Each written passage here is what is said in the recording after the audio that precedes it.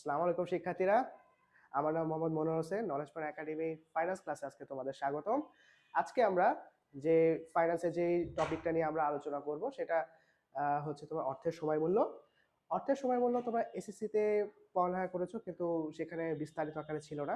কিন্তু এইচএসসিতে এই অধ্যায়ে তোমাকে বিস্তারিত আকারে অনেক বেশি পড়ালেখা করতে হবে, এবং এখানে গুরুত্বপূর্ণ কিছু অঙ্ক আছে। সেই অঙ্কগুলো নিয়ে আমরা আলোচনা করবো আজকে। ফার্স্টে সূত্রগুলো দেখবো, অধ্যায় কি কি আসে সেগুলো দেখবো, তারপর আমরা আস্তে আস্তে ম্যাথের দিকে যাব। ফার্স্ট অফ অল, এই অধ্যায়টার নাম হচ্ছে আমাদের কি, টাইম ভ্যালু অফ মানি, অর্থের সময় মূল্য। যদি এক কথায় তুমি জিজ্ঞেস করো যে এখানে তোমার অর্থের সময় মূল্য বলতে কি বোঝায়, সময়ের সাথে সাথে অর্থের মূল্যের পরিবর্তনকে অর্থের সময় মূল্য বলে। আজকে যে 100 টাকা, 1 বছর পরে 100 টাকার কিন্তু সমান নয়। অবশ্যই এর মূল্য হচ্ছে কিছুটা বেশি বা কম হতে পারে। এবং এটা কেন হয়ে থাকে? এক, মুদ্রাস্ফীতি, আরেকটা হচ্ছে সুদ হারের পরিবর্তন। এই দুটো কারণে অর্থের মূল্যে পরিবর্তন হয়ে থাকে।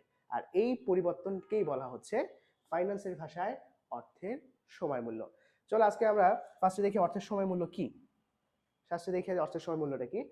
সময়ের সাথে সাথে অর্থের মূল্যে পরিবর্তন হওয়াকে অর্থের সময় মূল্য বলে। উদাহরণ হিসেবে যদি আমরা দেখতে চাই, আজকের 100 টাকা এবং আজ থেকে 1 বছর পরের 100 টাকা মূল্য কিন্তু সমান নয়, একদমই সমান নয়। কারণ তুমি এই গল্পগুলো অবশ্যই শুনেছো তোমার দাদার কাছ থেকে, কিংবা আমরা বাবাদের কাছ থেকে শুনেছি যে আজ থেকে 50 বছর আগে 1 টাকা দিয়ে তারা 1 মণ চাল কিনে আসতো। এই ধরনের কাহিনী আমরা অনেক শুনেছি। তো বুঝাই যাচ্ছে আজকে 1 টাকা দিয়ে কিছুই হয় না। চকলেট ছাড়া আজকাল কিছুই পাওয়া যায়, এখন চকলেটের দামও কিন্তু বেড়ে গেছে। তো বুঝাই যায় অর্থের মূল্যে কিন্তু একটা পরিবর্তন আছে, এবং সময়ের সাথে সাথে কিন্তু প্রতিনিয়ত পরিবর্তন হচ্ছে। আর এর প্রধান কারণগুলো কি দাঁড়াচ্ছে? মুদ্রাস্ফীতি আর হচ্ছে তোমার সুদ হারের পরিবর্তন। চলো, ফিনান্সের দৃষ্টিকোণ থেকে দৃষ্টিতে সময়ের পরিবর্তনের সাথে সাথে যদি ভবিষ্যতে প্রাপ্ত অর্থের মূল্য পরিবর্তন ঘটে, আমি ভবিষ্যতে যে টাকাটা পাবো সেই অর্থের মূল্য যে পরিবর্তন ঘটে, সেই সময় পরিবর্তনকে বলা হচ্ছে সাধারণত অর্থের সময় মূল্য। সেটাকে ফাইন্যান্সের দৃষ্টিকোণ থেকে বলছে। আর নর্মালি যদি কেউ তোমাকে জিজ্ঞেস করে যে অর্থের সময় মূল্য জিনিসটা কি, সময়ের সাথে সাথে অর্থের মূল্যের পরিবর্তনকে অর্থের সময় মূল্য বলে, এক কথায় শেষ কথা। তো পরে স্যারে আসি, চলো আমরা এই অধ্যায়ে যে বিষয়গুলো বা যে ম্যাথগুলো আমাদের করতে হবে, এই অধ্যায় থেকে যে ম্যাথগুলো আমাদের আসে, তো সেই ম্যাথগুলো কি কি? প্রথমে আমাদের ভবিষ্যৎ মূল্য নির্ণয় করতে হয়। এই একটা হচ্ছে ভবিষ্যৎ মূল্য নির্ণয় করতে হয়, বর্তমান মূল্য নির্ণয় করতে হয়, একাধিক একাধিক প্রবাহে হচ্ছে বর্তমান মূল্য নির্ণয় করতে হয়। আরেকটা হচ্ছে অ্যানুইটি নির্ণয় করতে হয়। অ্যানুইটি জিনিসটা কি? সমপরিমাণ আমার যে নগদ অর্থটা আছে, নগদ প্রবাহ আছে, যে প্রত্যেক বছর সমপরিমাণ নগদ অর্থ কি পরিমাণ হচ্ছে আমাদের দিতে হচ্ছে, সেটা বের করার জন্য হচ্ছে অ্যানুইটি আমাদের বের করতে হয়।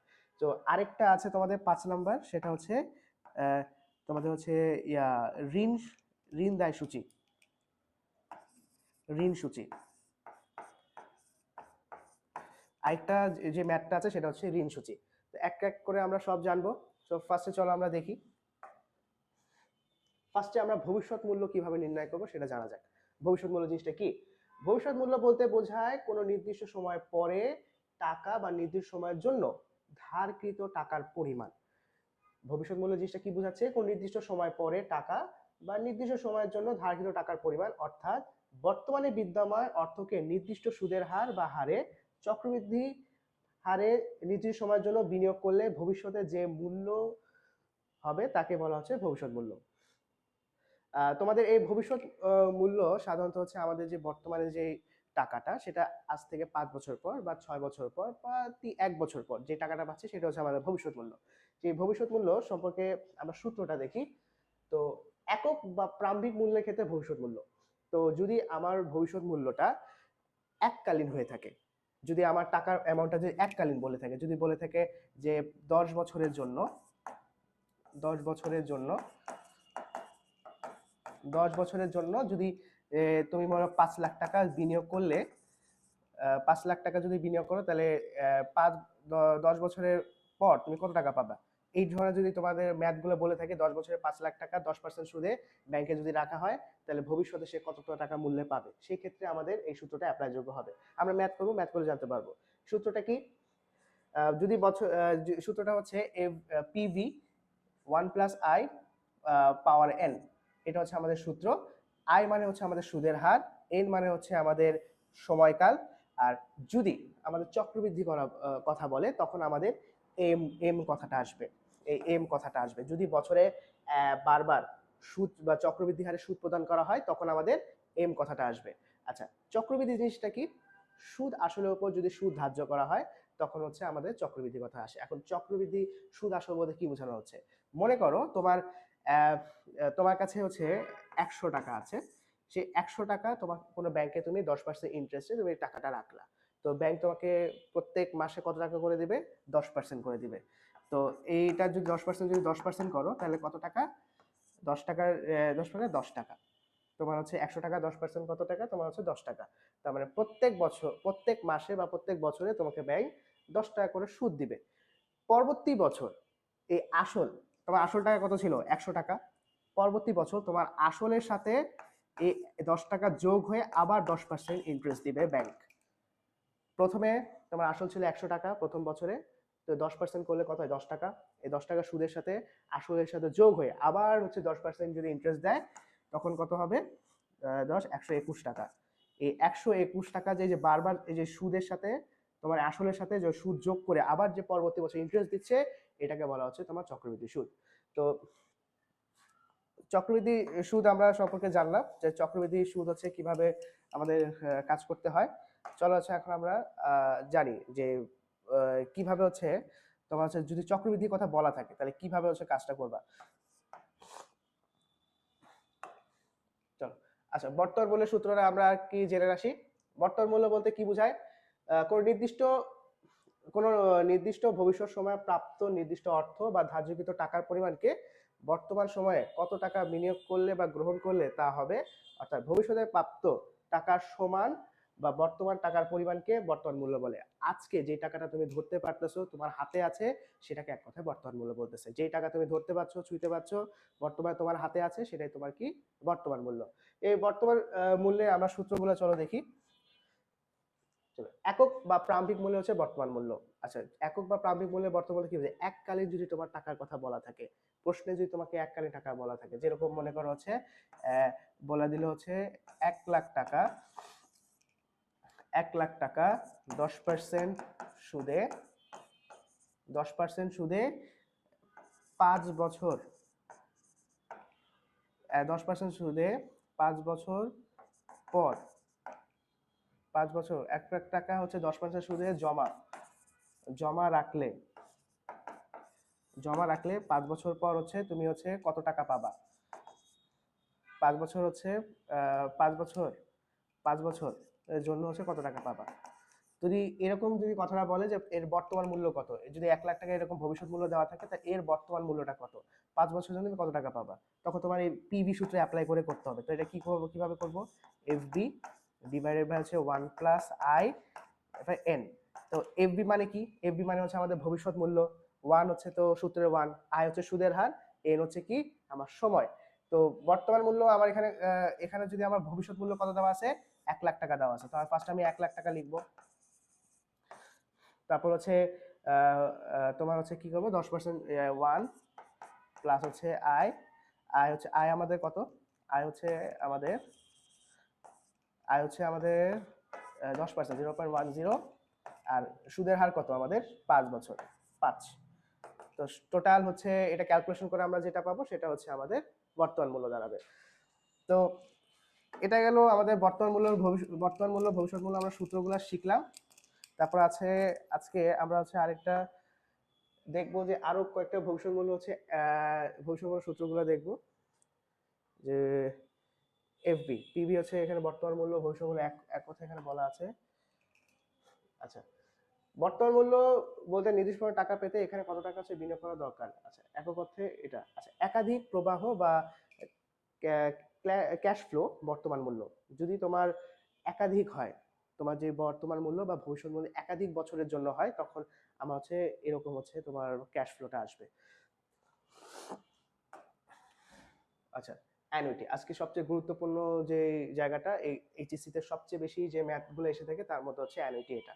তো অ্যানুইটি কি? নির্দিষ্ট সময় পর পর সমান পরিমাণ অর্থের প্রবাহকে বলা হচ্ছে কি? অ্যানুইটি। অ্যানুইটি তাহলে কোনটা দাঁড়াচ্ছে?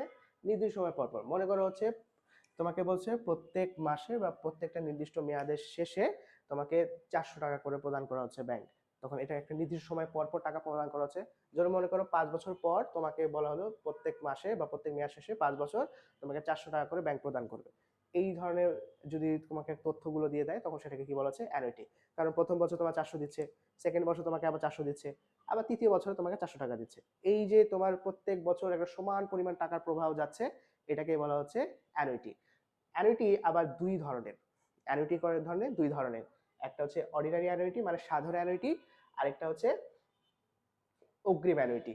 তো অ্যানুইটি যে সাধারণ অ্যানুইটি যেটা সময়ের শেষে যদি প্রদান করা হয় সেটাকে বলা হচ্ছে সাধারণ অ্যানুইটি, আর যদি সময়ের শুরুতে সেটা প্রদান করা হয় তখন সেটাকে কি বলা হচ্ছে অগ্রিম অ্যানুইটি। চলো আচ্ছা আমরা বর্তমান মূল্যে হচ্ছে অ্যানুইটিটার সূত্রগুলো দেখে নিই। তো বর্তমান মূল্যে হচ্ছে অ্যানুইটি সূত্র কি দাঁড়াচ্ছে হচ্ছে এ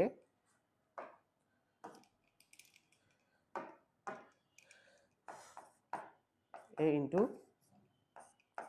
1 minus 1 by 1 plus I by n divided হচ্ছে এ। এটা হচ্ছে আমাদের অর্ডিনারি অ্যানুইটি, এটা হচ্ছে আমাদের অর্ডিনারি অ্যানুইটি। যদি তোমাকে অগ্রিম অ্যানুইটি কথা বলে, এটা হচ্ছে আমাদের অর্ডিনারি সাধারণ অ্যানুইটি, এটা হচ্ছে আমাদের সাধারণ অ্যানুইটি যেটা, এটা হচ্ছে আমাদের সাধারণ অ্যানুইটি। যদি আমাদের অগ্রিম অ্যানুইটি বলে, যদি সময়ের শেষে বলে, কোশ্চেনে যদি বলা থাকে মেয়াদ শেষে বা বছর শেষে বা মাস শেষে, তখন তোমাকে অর্ডিনারি বা সাধারণ অ্যানুইটি সূত্র প্রয়োগ করতে হবে। আর যদি কোশ্চেনে সময়ের শুরুতে, বছরের শুরুতে, মাসের শুরুতে কথা উল্লেখ করা থাকে, তখন তোমাকে এই অগ্রিম অ্যানুইটি সূত্র প্রয়োগ করতে হবে। সাধারণ অ্যানুইটি আর অগ্রিম অ্যানুইটির সূত্র প্রায় সেম, জাস্ট একটা জায়গায় পার্থক্য থাকে। এখানে যদি আমরা দেখি,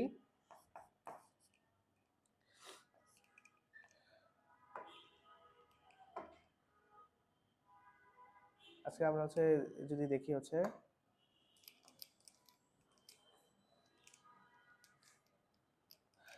আমরা আজকে হচ্ছে অগ্রিম অ্যানুইটি যদি থাকে তাহলে অগ্রিম অ্যানুইটিতে কি করতে হয়, 1 plus I by N into হচ্ছে 1 প্লাস আই, এই এক্সট্রা জাস্ট 1 প্লাস আইটা হচ্ছে গুণ করতে হয় অগ্রিম অ্যানুইটির ক্ষেত্রে। আর সাধারণ অ্যানুইটির ক্ষেত্রে আমাদের কিভাবে কি করতে হয়, জাস্ট হচ্ছে পিভিএ ইন্টু হচ্ছে এ প্লাস ইন্টু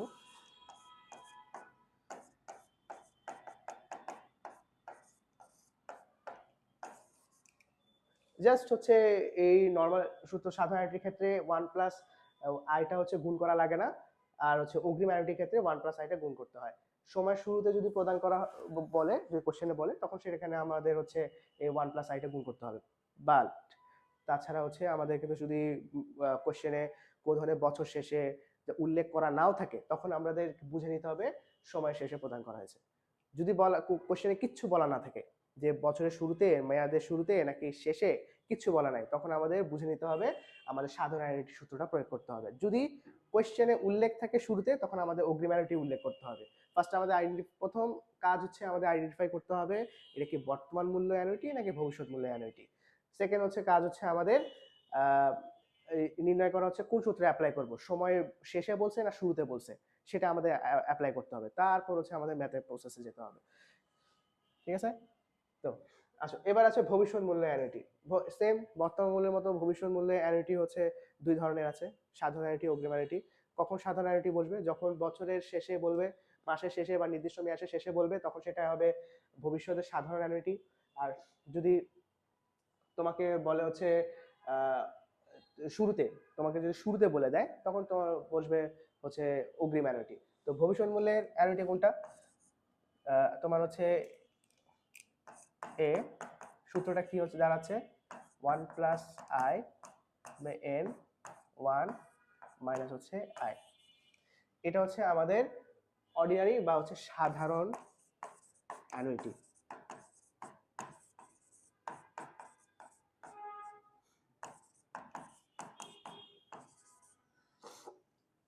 সাধারণ অ্যানুইটি। তো সাধারণ অ্যানুইটি সূত্র হচ্ছে ভবিষ্যৎ মূল্যের সূত্র কি, এ ইন্টু হচ্ছে 1 plus I power N minus 1 divided by হচ্ছে আই। আর অগ্রিম অ্যানুইটি এখানে সেম ভাবে হচ্ছে আমরা যেটা দেখেছিলাম ওই দিন, যেটা হচ্ছে 1 + i গুণ করতে হয়, এটা সেম ভাবে হচ্ছে একই ক্ষেত্রে হচ্ছে এটা। তাহলে a ইন্টু 1 প্লাস হচ্ছে i মাইনাস 1 ইন্টু হচ্ছে 1 প্লাস হচ্ছে i। অগ্রিম অ্যানুইটি ক্ষেত্রে জাস্ট এক্সট্রা একটা 1 + i গুণ করতে হয়, এটা সাধারণ অ্যানুইটি ক্ষেত্রে সেম, ভবিষ্যৎ মূল্যে অ্যানুইটি ক্ষেত্রেও সেম। আচ্ছা, চিরস্থায়ী অ্যানুইটি পারপেচুইটি হচ্ছে বর্তমান মূল্য। এখন এইটা কি, যেটা হচ্ছে যেই মূল্য বর্তমান মূল্যটা সারা জীবন তোমাকে দিতে থাকবে, এর কোনো সুদের হার নাই। যখনই তোমার কোশ্চেনে সুদের হার কথা উল্লেখ করা থাকবে না, তখন হচ্ছে চিরস্থায়ী অ্যানুইটি বর্তমান মূল্য বের করতে হয়। এই সূত্র খুবই সাধারণ, এ ডিভাইডেড বাই হচ্ছে মেয়াদ, যেটা হচ্ছে মেয়াদ থাকবে না, তোমার হচ্ছে সুদের হার কথাটা থাকবে, মেয়াদ থাকবে না। যে এটা হচ্ছে কোনো নির্দিষ্ট মেয়াদ না, চিরস্থায়ী এটা দিতে থাকবে। যেই চিরস্থায়ী অ্যানুইটি বলতে বোঝানো হচ্ছে, বর্তমান বোঝানো হচ্ছে যে সারা জীবন ধরে হচ্ছে একই মূল্য তোমাকে প্রদান করতে থাকবে, এটাকে বলা হচ্ছে চিরস্থায়ী অ্যানুইটি। এর হচ্ছে সুদ হচ্ছে a ডিভাইড বাই n। এ হচ্ছে তোমার হচ্ছে অ্যানুইটি, আর হচ্ছে এ আই হচ্ছে তোমার সুদের হার, সুদের হার। সূত্র সম্পর্কে কিছু জেনে আমরা তারপর ম্যাথে যাচ্ছি। আর এটা হচ্ছে কার্যকরী সুদের হার, এটা তোমরা এসএসসি তে পড়েছো। প্রকৃত সুদের হার মানে যখন বার্ষিক সুদ বছরে একাধিকবার চক্রবৃদ্ধি হয়, তখন আমরা প্রকৃত সুদের হার কিভাবে বের করি। আচ্ছা, প্রকৃত সুদের হার জিনিসটা আসলে কিভাবে কাজ করে। আসলে তুমি যেই পরিমাণ টাকা ধার নিছো, সেই ধারের টাকাটা আসলে সুদ সহ তুমি কত টাকা প্রকৃতপক্ষে পরিশোধ করছো, সেটা হচ্ছে আমরা কার্যকরী সুদের হারের মাধ্যমে জানতে পারি। ধারকৃত টাকা কত আসল অর্থে, প্রকৃত অর্থে তুমি কত পার্সেন্ট সুদে পরিশোধ করছো, সেইটাকে আমরা বলতেছি হচ্ছে কি প্রকৃত সুদের হার। তো প্রকৃত সুদের হারের সূত্রটা হচ্ছে 1 প্লাস হচ্ছে i ডিভাইডেড বাই হচ্ছে m, ব্র্যাকেটে হচ্ছে m মাইনাস হচ্ছে 1 ইন্টু হচ্ছে 100। এখানে m হচ্ছে চক্রবৃদ্ধি সংখ্যা, m বলতে বোঝানো হচ্ছে চক্রবৃদ্ধি সংখ্যা। চক্রবৃদ্ধি সংখ্যা আমরা কি বল, চক্রবৃদ্ধি কোনটাকে বলছিলাম, তোমার হচ্ছে চক্রবৃদ্ধি সংখ্যা কয়েকটা আছে, এক হচ্ছে মাস, ত্রৈমাসিক, তারপর হচ্ছে পাক্ষিক, ত্রিমাসিক, এগুলো হচ্ছে আমাদের চক্রবৃদ্ধি। এম এর সংখ্যাগুলো ত্রিমাসিক, এগুলো হচ্ছে আমরা বলবো। চলো চক্রবৃদ্ধি সংখ্যাগুলো লিখেছে, যদি মাসিক বলে তাহলে এম এর মান হচ্ছে দাঁড়াচ্ছে আমাদের 12। যদি আমাদের ত্রৈমাসিক বলে তখন এম এর মান দাঁড়াবে হচ্ছে আমাদের হচ্ছে 4। যখন আমাদের অর্ধমাসিক বলে, বছরের অর্ধেক, তখন আমাদের এম এর মান যাচ্ছে হচ্ছে 2, কারণ বছরে 6 যদি হচ্ছে 2, এটা হচ্ছে আমাদের চক্রবৃদ্ধির সংখ্যা। এরকম যদি এগুলো কোশ্চেনে ডাইরেক্ট বলা থাকে, যদি বলা থাকে তাহলে হচ্ছে আমাদের মানগুলো এভাবে করে নিতে হবে। মাসে হচ্ছে 12 বার, ত্রৈমাসিক, তারপর হচ্ছে অর্ধমাসিক, এইভাবে যদি থাকে তাহলে হচ্ছে আমরা হচ্ছে আগাবো। চলো আসো পরবর্তী যদি দেখি। চলো আমরা একটা সৃজনশীল করি। এতক্ষণ হচ্ছে সূত্রগুলো আমরা দেখলাম, সূত্রগুলা থেকে আসলে ম্যাথ করতে করতে আস্তে আস্তে আমরা সূত্রগুলা সময় এক্সপার্ট হয়ে যাব। সূত্র জাস্ট হচ্ছে ধারণার জন্য আমরা ফার্স্টে পড়েছি। আজকে দেখি ম্যাথগুলো সলভ করে দেখি প্রকৃতপক্ষে ম্যাথগুলো হচ্ছে কিভাবে করতে হয়, কেমনে সূত্রগুলো অ্যাপ্লাই করতে হয়, সেটাই এই অধ্যায়ের হচ্ছে আসল জিনিস। এখন সূত্র ঝাড়া মুখস্থ করে কিন্তু কোনো সময় ভালো করা যায় না। তো ম্যাথ করতে করতে যদি সূত্রগুলো আস্তে আস্তে শেখা যায়, তো জিনিসটা আরো ভালো। প্রথমে সূত্র সম্পর্কে আমরা কিছুটা ধারণা নিলাম, এখন হচ্ছে ম্যাথে আমরা কিভাবে অ্যাপ্লাই করবো, কিভাবে হচ্ছে ম্যাথগুলো সূত্রতে প্রয়োগযোগ্য হবে, সেটা আমরা দেখবো। চলো আজকে প্রথম ম্যাথটা করা যাক। আজ থেকে 3 বছর পর আরাফাতের 1000 টাকা প্রয়োজন। আজ থেকে 3 বছর পর আরাফাতের কত টাকা প্রয়োজন? 1000 টাকা প্রয়োজন। যদি সোনালী ব্যাংক লিমিটেড সঞ্চয় হিসাবের উপর 10% সুদ প্রদান করে, তাহলে আরাফাতকে বর্তমানে কত টাকা জমা রাখতে হবে। আচ্ছা, বর্তমান সংখ্যায় কত টাকা জমা রাখতে হবে ডাইরেক্টলি তোমার এখানে বলেই দিয়েছে, তোমাকে বর্তমান মূল্য বের করতে হবে। কিন্তু যদি তোমাকে এখানে বলা না থাকতো যে আরাফাতকে কত টাকা জমা রাখতে হবে, এরকম যদি বলা না থাকতো, তখন কি করতে? প্রথমে দেখো 3 বছর পর আরাফাতে 1000 টাকা প্রয়োজন। আচ্ছা, এই 1000 টাকা কি ও ধরতে পারছে এখন? এখন কি ওর হাতে আছে? হাতে কি এই টাকাটা আছে? নাই। ওর হাতে কিন্তু এই টাকাটা নাই, ওর টাকাটা প্রয়োজন 3 বছর পর। তার মানে কি এই 1000 টাকাটা কিন্তু ভবিষ্যৎ মূল্য। যে টাকা আমি আজকে ধরতে পারছি না, ছুঁইতে পারছি না, সেটা কিন্তু ভবিষ্যৎ মূল্য। যেটা আমি আজকে আমার হাতে আছে, বর্তমানে স্টিল আছে, সেটাই কিন্তু বর্তমান মূল্য। তো প্রথমে আমরা আসি, তো যেহেতু আমরা বুঝেই গেলাম যেখানে আমাকে বর্তমান মূল্য বের করতে হবে, ফার্স্ট অফ অল বর্তমান মূল্য এখন আমাদের সূত্রে অ্যাপ্লাই করতে হবে। এখন আমাকে বুঝতে হবে যে এখানে আমি কোন সূত্রে অ্যাপ্লাই করব।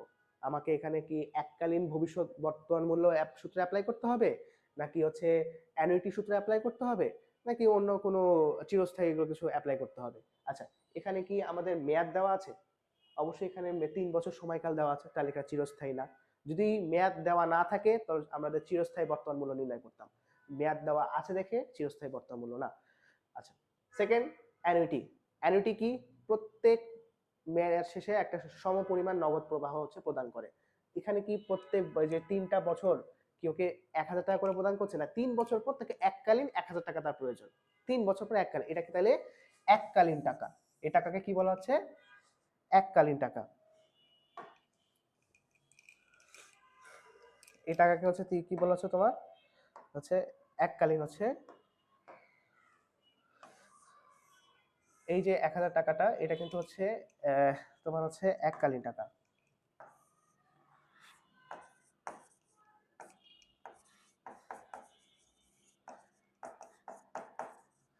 এটা কিন্তু এককালীন টাকা। আচ্ছা, এককালীন টাকা যেহেতু আছে, তাহলে আমার হচ্ছে ওই যে একক প্রতি হচ্ছে প্রারম্ভিক মূল্যে যে বর্তমান মূল্য, ওই সূত্রটা অ্যাপ্লাই হবে। চলো দেখা যাক, করি। আমরা জানি কি,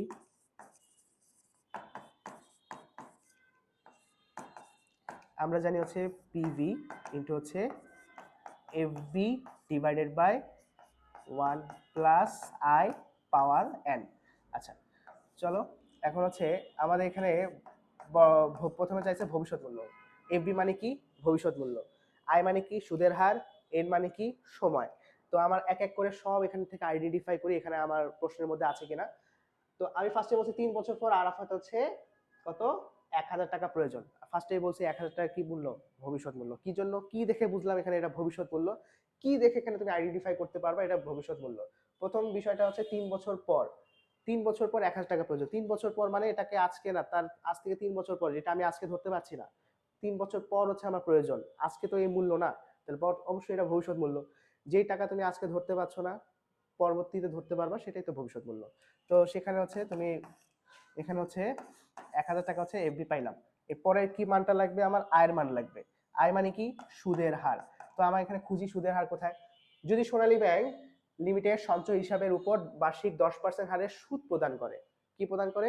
সুদ প্রদান করে। এই যে 10% হারে, 10% হারে যদি সুদ প্রদান করে, তাকে কি বলা হচ্ছে? তাকে কি বলা হচ্ছে? তাকে বলা হচ্ছে তোমার সুদ প্রদান করে। তাহলে সুদের হার তাকে বলতেছে। কত পার্সেন্ট হারে সুদ প্রদান করছে? 10% হারে। আচ্ছা, 10% কিন্তু আমরা ডাইরেক্ট 10% লিখতে পারবো না, এখানে আমাকে ভাঙায় লিখতে হবে। তো 10% করে এটা আমাকে 100 দিয়ে ভাগ দিতে হবে। 10কে 100 দিয়ে যদি ভাগ দাও, তাহলে হচ্ছে তোমার কত দাঁড়ায়? 0.10। 0.10। ওকে। তো এরপর হচ্ছে আমার এন এর মান, এন বের করো। তো এখন এন কি? এম হচ্ছে মেয়াদকাল বা সময়কে নির্দেশ করছে। এখানে আমার কত বছর পর হচ্ছে টাকাটা প্রয়োজন, বা কত বছর এখানে দেওয়া আছে? 3 বছর। তাহলে 3 বছর পর যদি 1,000 টাকা প্রয়োজন হয়, সেই 1,000 টাকার আজকের মূল্য কত সেটা আমাদের বের করতে বলছে। তো 3 বছর, তাহলে মেয়াদ হচ্ছে আমাদের 3 বছর। 3 বছর। তো আমরা হচ্ছে এখন সব হচ্ছে মান বসাবো। 1,001 প্লাস 0.10, আর হচ্ছে 3 বছর। ক্যালকুলেশন হচ্ছে আমরা এখন করব।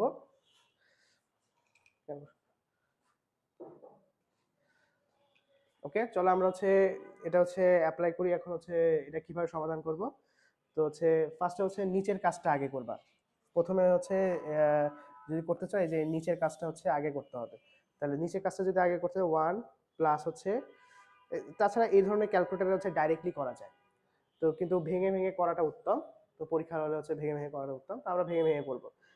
অনেকের হচ্ছে এরকম সাইন্টিফিক ক্যালকুলেটর থাকে না, নর্মাল ক্যালকুলেটর থাকে, তো তাদের জন্য উদ্দেশ্যে ভেঙে ভেঙে করা। 0.10, আর যেটা আসবে 1.1। পাওয়ার কত আছে আমাদের? 3 বছর। তাহলে 1.33, তাহলে আমার নিচে উত্তর কত আসছে 1.33।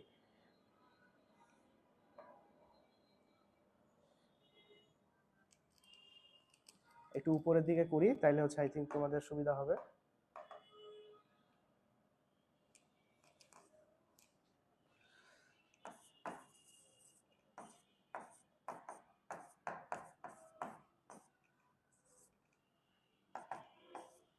এক দশমিক তিন তিন হচ্ছে এক, আর উপরে কত 1000। তাইলে হচ্ছে এখন হচ্ছে 1000কে যদি 1.331 ভাগ দিই তাহলে কত আসে 751 টাকা। তার মানে বর্তমানে যদি আমি সোনালী ব্যাংকে এই যে 751 টাকা করে যদি হচ্ছে রাখি, সঞ্চয় হিসেবে রাখি, তাহলে 3 বছর পর সেই আমি হচ্ছে 1000 টাকা পাবো। কত টাকা তাকে জমা রাখতে হবে? তার 751 টাকা তাকে জমা রাখতে হবে। 751 টাকা যদি রাখে তাহলে 3 বছর পর সে 1000 টাকা পাবে। আমাদের ম্যাথ হচ্ছে এটাই। তো তাহলে বুঝতে পারতেছো যে বর্তমানে 751 টাকা, ভবিষ্যতে কিন্তু হচ্ছে পাচ্ছে 1000 টাকা। অর্থের মূল্য কিভাবে পরিবর্তন হচ্ছে। ওকে, এটা হচ্ছে আমাদের বর্তমান মূল্য নির্ণয় করা হচ্ছে পদ্ধতি। তো ফার্স্ট অফ অল আবার একটু রিভাইসে যাই যে কিভাবে আমি বুঝতে পারলাম এখানে এককালীন সূত্রটা অ্যাপ্লাই হলো কিভাবে। তোমার হচ্ছে ফার্স্ট অফ অল এখানে 1000 টাকা ডাইরেক্ট বলা আছে, যেহেতু 1000 টাকা তোমার ডাইরেক্ট বলা আছে, এখানে কোনো বলা নাই যে প্রত্যেক বছর সমান আকারে পাবে, কিছু বলা নাই, তো এটা এককালীন সূত্র প্রয়োগের মধ্যে পড়ছে। তারপর 10%, বার্ষিক 10% হারে সুদ প্রদান করছে। ওকে, বার্ষিক 10% সুদ প্রদান করছে। এখন আমাকে সূত্র অ্যাপ্লাই করে সূত্রের মধ্যে যা যা মান বসানো দরকার এখান থেকে খুঁজে নিব, খুঁজে নিয়ে অ্যাপ্লাই করে জাস্ট ক্যালকুলেশন করে দিলে আমাদের ম্যাথ শেষ। আর ম্যাথে আর কোনো টেনশন নাই। তো পরবর্তী ম্যাথটা দেখি।